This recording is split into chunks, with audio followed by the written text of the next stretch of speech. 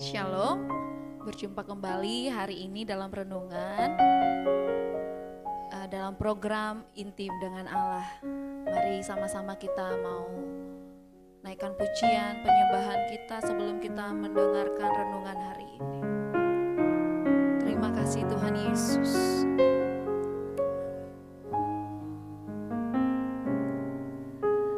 Takkan ku ragu Tuhan, janji-Mu yang menghidupkanku, hanya padamu Tuhan ku berseru, dan mataku tertuju padamu.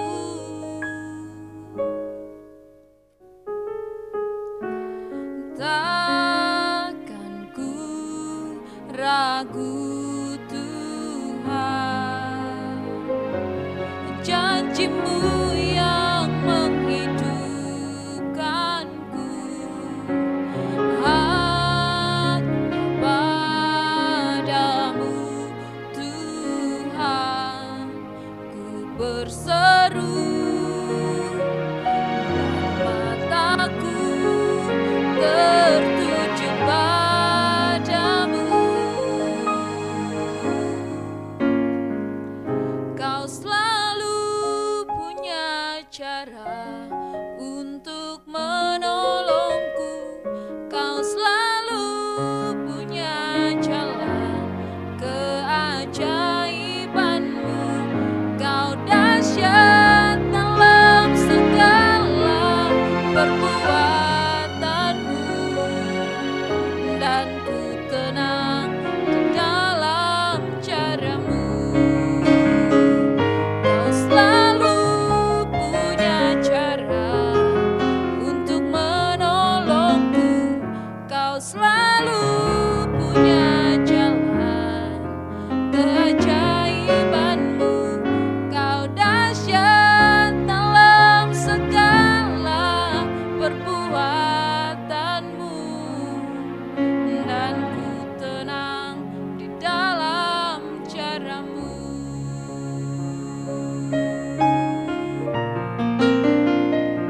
Kau selalu punya cara untuk menolongku, Kau selalu punya jalan keajaiban-Mu. Kau dahsyat dalam segala perbuatan-Mu, dan ku tenang di dalam cara-Mu. Kau dahsyat dalam segala perbuatan-Mu, dan ku tenang di dalam cara-Mu. Kau dahsyat dalam segala perbuatan-Mu, dan ku tenang di dalam cara-Mu.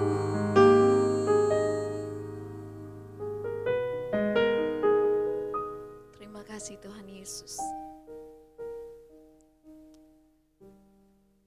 Engkau dahsyat dalam segala perbuatan-Mu Tuhan, dan kami tenang di dalam cara Tuhan. Terima kasih Tuhan Yesus. Kami saat ini Tuhan, siapkan hati kami untuk mendengarkan firman-Mu dalam renungan hari ini. Buat kami mengerti, memahami apa yang hendak Tuhan ingin sampaikan kepada setiap kami. Terima kasih Tuhan Yesus. Di dalam nama Yesus kami berdoa dan mengucap syukur. Haleluya. Amin. Shalom Bapak Ibu dan saudara-saudari sekalian. Renungan hari ini berangkat dari Kitab Kejadian pasal 35, 36, dan 37. Pasal 35, firman Tuhan kepada Yakub kedua kalinya. Pasal 36 berbicara tentang keturunan Esau, Dan pasal 37 berbicara tentang Yusuf dan saudara-saudaranya. Renungan saat ini berjudul dijanjikan menjadi sekumpulan bangsa-bangsa. Pertama kali Allah menyampaikan janji seperti ini ditujukan kepada Abraham demikian. Aku akan membuat engkau menjadi bangsa yang besar dan memberkati engkau serta membuat namamu masyhur dan engkau akan menjadi berkat. Allah menyampaikan janji ini saat Ia memanggil Abraham supaya keluar dari rumahnya, kampung halamannya, dan dari negerinya ke tempat yang akan Tuhan tunjukkan kepadanya kemudian. Setelah menyampaikan janji ini kepada Abraham, Allah juga meneruskan janji ini kepada Ishak sebagai generasi pertama dari Abraham. Ketika Ishak berada di tanah Filistin, Allah menyampaikan janji yang paralel kepadanya demikian. Akulah Allah ayahmu, Abraham, jangan takut, sebab aku menyertai engkau, aku akan memberkati engkau dan membuat banyak keturunanmu karena Abraham hambaku itu. Kejadian 26 ayat 24. Dari ayat ini kita dapat mengerti Allah ingin memberkati Ishak bukan pertama-tama karena Allah ingin memberkatinya, tetapi karena Allah telah mengikat perjanjiannya dengan Abraham. Hal ini jelas terlihat dari firman-Nya. Allah terlebih dahulu melihat Abraham yang Ia panggil. Kelanjutan panggilan itu dilangsungkan kepada keturunannya Ishak. Pemeliharaan janji itu Allah lanjutkan juga kepada Yakub demikian. Lagi firman Allah kepadanya, akulah Allah yang maha kuasa, beranak cuculah dan bertambah banyak. Satu bangsa bahkan sekumpulan bangsa-bangsa akan terjadi daripadamu dan raja-raja akan berasal daripadamu. Kejadian 35 ayat 11. Allah melakukan pemeliharaan perjanjian kepada Abraham, Ishak dan Yakub. Allah akan terus-menerus memelihara perjanjiannya terhadap setiap generasi pertama dan keturunan selanjutnya karena kasih dan kemurahan Allah. Kelanjutan pemeliharaan perjanjian Tuhan dari Abraham terhadap Ishak, dari Ishak terhadap Yakub ditentukan oleh sikap iman penerima janji Allah tersebut. Karena itu, kita akan melihat bagaimana sikap iman Yakub karena menerima konfirmasi janji Tuhan tersebut. Bagaimana sikap Yakub saat menerima janji Tuhan tersebut. Untuk mempelajari hal ini akan kita perhatikan Kejadian 35. Yang pertama, menjauhkan dewa-dewa asing yang terdapat di tengah-tengah mereka, terdapat pada ayat 2. Yakub berkata kepada seluruh anggota keluarga dan semua orang yang tinggal bersama-sama dengan dia untuk menjauhkan dewa-dewa yang terdapat di sekitar mereka. Orang-orang yang terdapat di sekitar mereka menyerahkan dewa-dewa yang mereka miliki. Yakub mengumpulkannya. Lalu Yakub mengubur semuanya itu di bawah pohon di Sikem. Ayat 4. Yakub melakukan tindakan iman yang tepat. Yakub yakin Allah yang ia sembah adalah Allah yang maha kuasa, sanggup memelihara dirinya, anggota keluarganya, dan seluruh orang yang tinggal bersama-sama dari serangan balik dewa-dewa asing tersebut. Yakub yakin akan terpelihara dalam kuasa Tuhan. yang maha kuasa, yang maha kuat. Yakub tidak memperbolehkan terdapat Allah lain selain Allah Abraham, Allah Ishak, dan Allah Yakub sendiri yang telah menampakkan diri kepadanya di Betel.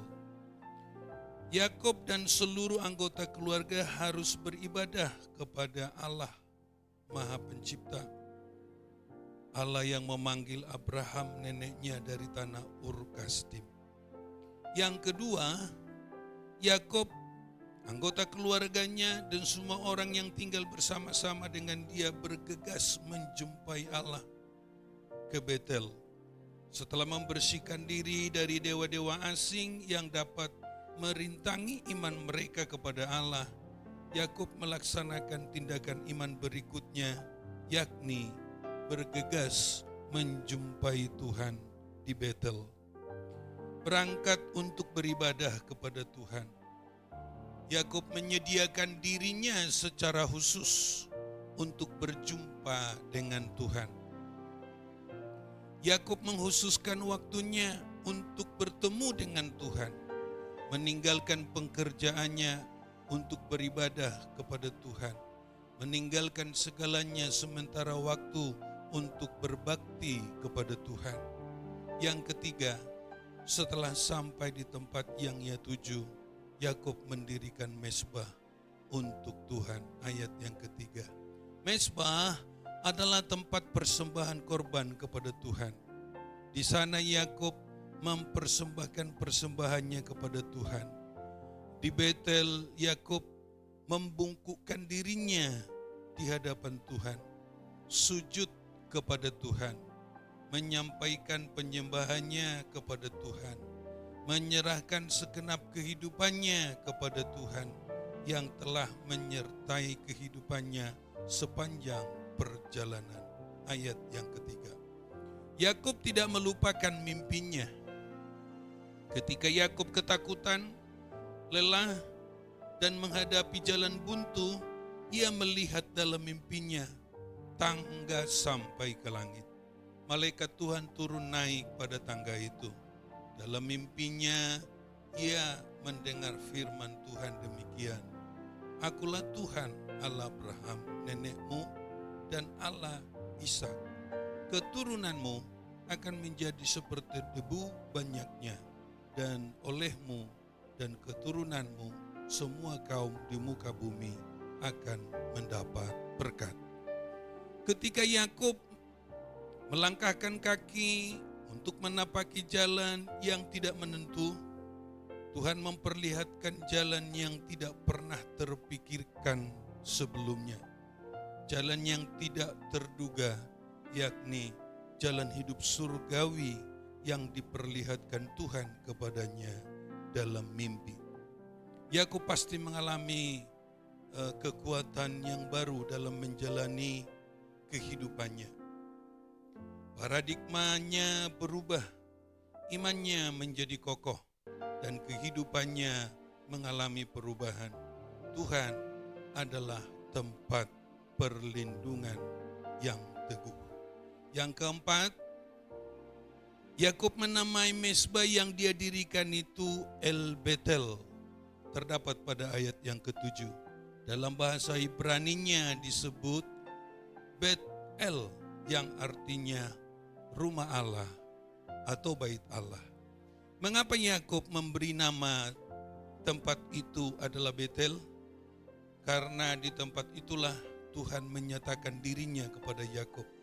Pemberian nama yang tepat karena sesuai dengan peristiwa rohani yang luar biasa yang terjadi dan dialami Yakub di tempat itu. Saat berjumpa dengan Tuhan di tempat itu, Yakub mengalami perubahan hidup dan memiliki damai sejahtera yang belum pernah ia alami sebelumnya, karena Yakub melihat pintu surga. Mimpi itu untuk menggambarkan Yesus Kristus yang akan datang.